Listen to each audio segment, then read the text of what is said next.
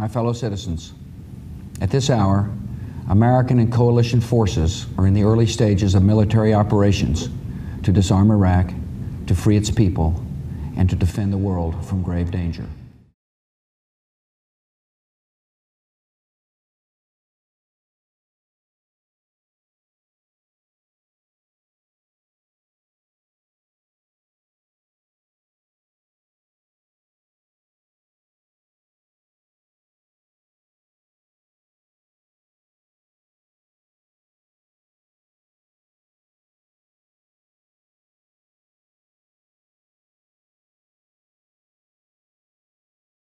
The rumor mill had already started to spin a lot. A lot of us did suspect deployments would be coming up, although we had no idea the volume of overall deployments that would about to happen. We didn't know that, but we did suspect that there would be something coming. And like I say, it wasn't long after that they did tell us we were going to be deploying. That was a very sobering experience. A lot of us in the unit at the time had relatives that were also in the Guard units, and I think that's probably a really uniquely Guard situation, is to have several members of the same family all in the same unit. My younger brother was in the unit and was getting mobilized. I know you and your brother were in the unit. There was lots of other siblings and uncle type situations, and so it was kind of a unique deal, because I was stuck in a mode where I was young enough to think that war would be going out like a gladiator, and it would be this glorious battle that we would all do something heroic, but I didn't want my brother to have to go to experience that, you know. So I don't know what we were thinking. We were young and dumb and didn't know what we were doing. That's basically it, but that's certainly not how it went down.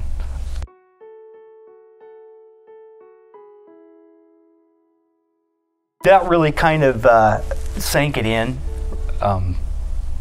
I had already sort of reserved myself to the fact that I was going to be put on that list. But that confirmation really just sent it straight down to the bottom of my gut. That I wanted to do it in a sense. You know, not that I had been in the Guard all that long compared to now, but that's why I was ultimately in the service.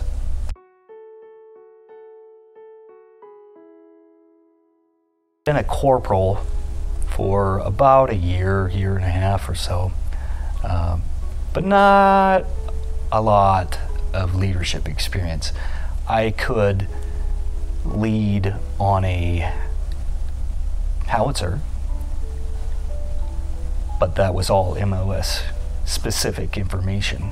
I could take over for a section chief at a moment's notice just fine. But that's where the old and the new changed the world, because we trained so hard on doing one job before. That's the only job we knew. It wasn't until all this came about that we started really focusing on leadership in what the Army produced as the troop leading procedures, and I had never even heard of that until we went to pre-mobilization training, and that was normally something that was reserved for an NCOES course.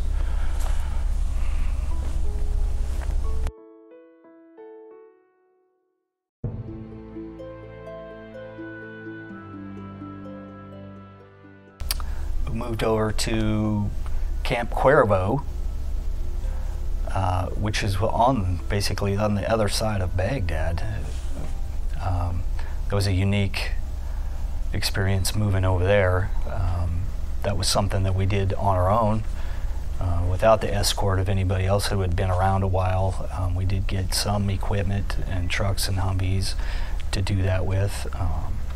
but there again, it was still like riding in the back of an open 5-ton. We had, was it 998 Humvees with sub-vinyl doors and aluminum floors, and I mean, there was nothing about it. We were training in Fort Dix with things that have more armor than what we had in Iraq.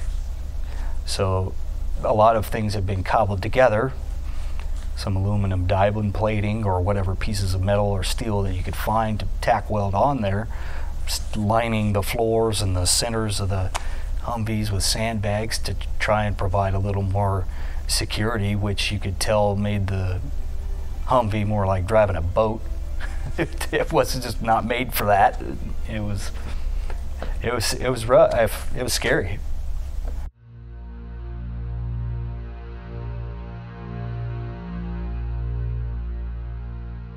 They started implementing us into some security details. Police station, primarily. We were working with an MP unit, and we would roll out to certain areas of police stations. And do you remember where you're at in some of those areas? The most of the time I spent down on a riverside police station that had some boat patrol and stuff on the backside, so it was kind of downtown. There was one other one that we frequented, but I don't remember the location of it. The downtown one was kind of edgy. It was really kind of spooky to get to because you had to drive through some very, very narrow and heavily, densely populated areas. A lot of pedestrian foot traffic and maybe mopeds, but just people everywhere. It was hard to maneuver in and out of there, and you're always wondering who's going to try and pull something when you're trying to drive through there.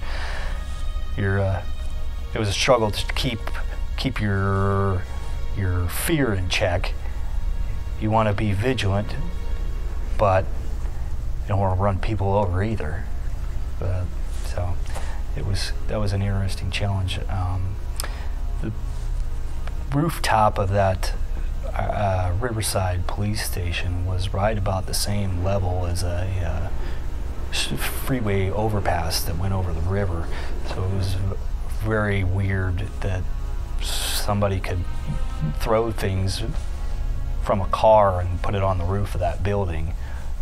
So that kind of presented a unique challenge. But every now and then we had a few things happen down there. For the most part, it was all right. We struggled with keeping the policemen honest, and I think that's a common theme for any of those police stations. Anybody that was working in that arena at that time struggled with that.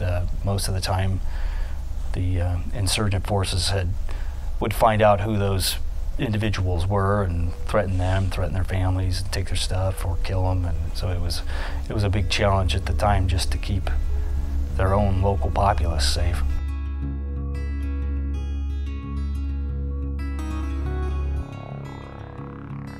One of the most significant ones, the one that really is most memorable to me, we had one room in that building that we secured to keep as our own space. Everything else operated as the Iraqi police station, but that one room was just for U.S. soldiers. And we had some air conditioning installed in there because it's tremendously hot, and you don't realize how bad you're sweating until you open up your vest and see all the sweat, because everything else dries so fast you didn't even realize it. And so we could go in there and try and get some air, open up our vests, relax a little bit, drink, just cool down. And I had sent my driver, Craig Bear, down to the Humvee to grab some MREs so we could take a little lunch break, rotate off the shift on the roof. And he no sooner got down to the bottom of the main entrance and out the door than we heard this terrible ruckus, and then the whole building just shook and glass was flying everywhere. And I'm pretty sure I had my IBA and Kevlar buttoned up and on, and I was on the floor in about a half a second. It was like that, the reaction time. It took me maybe another second or two to realize what had happened or what was going on, and to do something. And we had all kind of gathered our senses, and I ran for the roof. And without thinking, I started to head out the door. So it was a full-size height door at the top of the roof, rather than like a ladder up and a roof hatch. So when you come out, your full height profile comes out that door. And as soon as I stuck my head out that, I heard the crack of some rifles and the bullets flying by my head. And it sounds completely different coming from the other direction. You know it's pointed at you. I ducked back into the doorway there for a second, caught my breath, and realized, wow, that was close. Crawled back out a little lower so I wasn't such a target, and we had kind of looked around to survey the area to see if we could find where these RPGs had come from. They shot a couple of them at the front of the police station, and well, it didn't cause any significant damage, but made quite a mess out of the windows and stuff. Scared the heck out of us. We couldn't find anybody. You could see people running through civilian crowd down in the area, but there's no way to know. No way to know who was who. I'll never forget Craig Barrett's face. Those things went off on the side of the building about the time he was making his way out across the ground to the Humvee. So he was outside when it happened, and I'm sure it rattled his bucket pretty good. And when it finally was safe enough to look, I stood up out over the edge and looked down at him, and he just looked up like, "I'm okay." So I'll never forget the look on his face.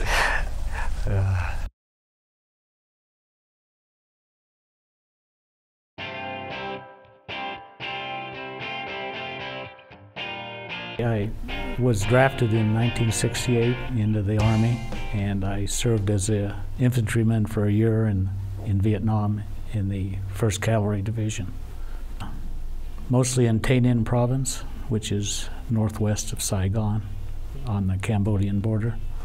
And some of the places that we were at was, we were at Tay Ninh, of course, and then Nui Ba Den was a mountain there called the Black Virgin Mountain.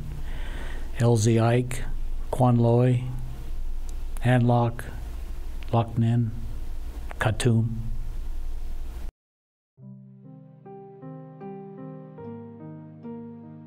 I got a phone call from Major Phipps. "Hey, guess what? We're going, and you're going with us." I said, "Thank you very much." I was nervous as heck, to tell you the truth. Yeah, I was pretty scared. How come? I wouldn't want to be shot or blown up in a rocket attack or something like that. Other than that, you know, it was just general nervousness from, you know, because you saw what was going on, you know, the IEDs and snipers and all that stuff. Well, I was hoping that I could be a calming effect on the guys, especially the guys from Douglas that I knew pretty well. You know, I was hoping I could bring that experience, that calming effect that I could have, you know, keeping, and whatever little bit of soldierly stuff I might know.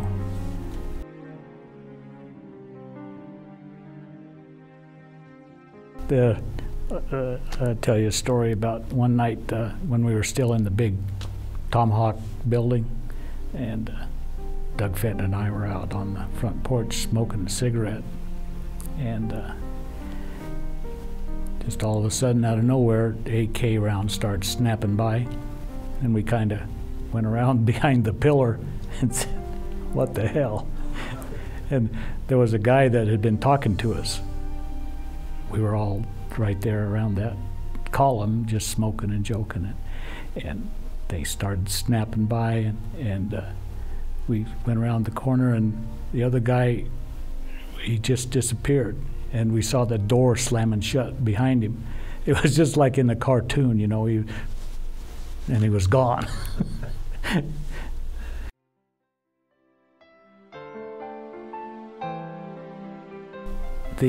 I think the biggest thing was the interaction between Guard units and the active Army.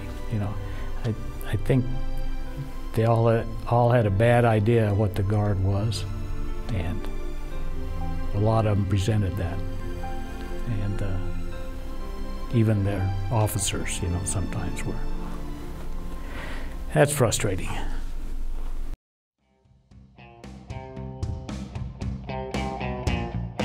Came home from Vietnam, you know, you hear a lot of stories about guys getting spit on and hit. And it never happened to me, but the best thing I could think about on my trip home was that maybe I would be ignored and hope for the best. But, you know, coming home from Iraq was just totally different. You know, when I met my wife in Hawaii for my R&R from Iraq, and got to Dallas. When we first landed in Dallas, you know, people were lined up there. Here's my phone, call your wife, you know, stuff like that. It was just amazing, the difference. And you know, I don't know if it was just a sign of the times, or everybody was afraid to support a soldier back in the Vietnam era or whatever, but just totally different, totally different.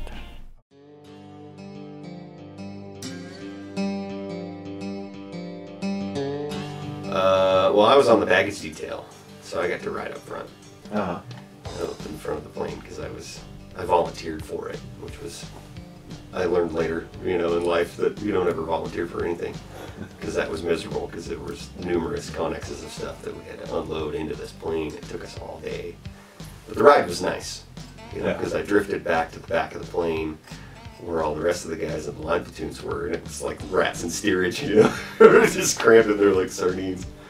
But I remember we stopped in Prague in the Czech Republic after flying across Atlantic, and we stopped. We've been flying all night, and they were like, there's going to be barriers up, don't go past the barriers, because this country isn't particularly US friendly. And so we're like, I remember Lutz was there, you know, that's, like I said, how many stories do I say of me and Lutz? And we're like peeking through the barriers, and there's dudes with AKs walking around, you know, so it's like, well, we're not in Kansas anymore. You know, things are changing, like, I don't know what to expect. I'm way out of my element. I'd never been, you know, out of the US before. I'd never traveled internationally. So landing in Prague was, like, that was a step beyond that. From Prague we went to Kuwait. It was Camp Beering at the time, right? Or was it still so. Wolverine? I couldn't remember. I think it just transitioned. Yeah. So it was less than 2 weeks. I mean, wasn't a long time. Yeah. There in Kuwait, just kind of getting used to being out in the heat. And I remember they had us out like every day. They'd make us gear up and just go walk around in the fucking desert. We went out to a couple ranges, got zeroed. With everybody's weapons and everything, and they still hadn't given us ammo. And I remember being freaked the fuck out about that. Like, you know, because they wouldn't tell us exactly what day we were going for OPSEC purposes. They didn't want everybody, because everybody was trying to call home, and at that point still, you know, just so, hey, we're almost here. Right. But they kept saying that OPSEC was a huge deal. They always did, they always have, and they always will. Whatever. But I just remember being really freaked out that we didn't have any ammo. You know, they didn't issue us any ammo before we left Kuwait. So then the day came, and they're like, all right, you guys are flying out, so they ship you over to Ali Al Salim, somewhere over there. Mm-hmm. We sat in like this fucking garbage bag. It's like black plastic tent, and just sat there and roasted all day until they finally got us onto a C-130 and just crammed us in there. We had 2 platoons, if I remember right. First and second platoon were on one plane. Mm-hmm. So we got crammed onto the plane, and if you've ever ridden on a C-130 on the cargo nets, it's not comfortable. You know, so we were all geared up. Like, the easiest way to transport all our gear is just fucking put it on, you know? So we had our vests and our rifles and our helmets and everything. And then sitting there with 2 dudes' knees and your balls, and your knees and 2 other dudes' balls, you know, because you're just crammed in there. And you're sitting sideways. And the plane took off, and they told us it's going to be about an hour and a half flight time. So I was like, okay. I remember looking at my watch and going, okay, an hour and a half from right now, we're going to land. So we got up in the air, and they had these little barf baggies that were going around. And everybody that knows Levi will know that his sense of humor is a little different than most. And I remember he handed me one. He's like, stick that in your pocket. I said, why? He's like, it'll work good for a sucking chest wound. To seal a sucking chest wound. So I remember because it was so loud you could barely hear trying to talk to each other because those planes are so loud. And I remember leaning over to Levi and saying that it had been about an hour and a half.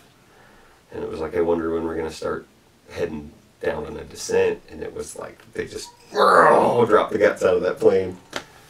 And I can't say that I've ever been on a roller coaster or anything that rivals that drop into Baghdad. And then landed in Baghdad, touched down on the ground, and they were like, all right, get the fuck off our plane. We're leaving because we're sitting here waiting to get shot at. And they dumped us off, and it was humid. You know, I expected just dry desert. I didn't know what Baghdad looked like. I'd seen like in the urban city, but I didn't know how green it was. Right. I had no idea. It just blew my mind. It was like, this is so much more fertile than I thought it would have been. And we got in there just at night, and then they told us, okay, here's this gravel parking lot, and that's home for you guys. What do you mean? And they're like, well, you're staying here until your unit gets here to pick you up, which ended up being 3 days, if I remember right, sleeping on my sea bag in the gravel parking lot. We all called it Pebble Beach. Yep. And, that was awful. That was getting there. Like, I hope the rest of this year doesn't go like this, because it's going to be a long year. Unbelievable. Like,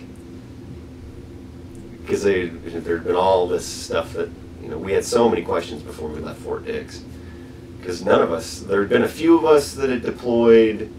There was a couple guys that were prior service infantry that had been to like Kosovo, some places in Africa, you know, where they'd been around.